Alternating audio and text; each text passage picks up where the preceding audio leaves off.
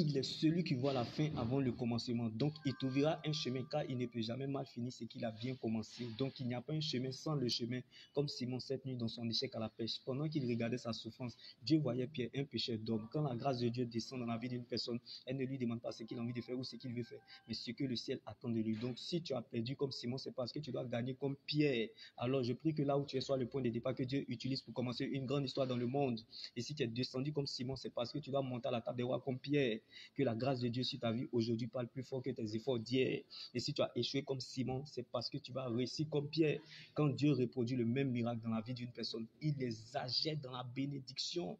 Si Dieu pouvait te montrer le futur sur la route de la vie éternelle, je peux tomber, trébucher. Quelque chose peut vous surprendre. Ton mari peut te quitter, ta femme peut te laisser, tes enfants peuvent s'égarer. Ta société peut te régner, tes parents peuvent te rejeter, tu peux perdre ton honneur, ta raison, ta dignité, on peut même t'arracher ta santé, bien-aimé. Tes proches peuvent te délaisser, même les yeux fermés, mais à cause de la parole de Dieu, je continuerai toujours à avancer vers la direction du ciel. Comme Simon pouvait nous le dire, sur ta parole, je jetterai le filet. C'est-à-dire, plus tes problèmes montent, plus ton amour pour Dieu doit augmenter et grandir. Malgré l'adversité, la contradiction et la persécution, marche vers ta fin. Car ce n'est pas la joie du moment qui compte pour Dieu, mais plutôt la finalité de son plan qu'il a déjà établi pour notre vie. Comme Simon est devenu Pierre, la fête changera de camp. Que la joie du Seigneur soit ta force.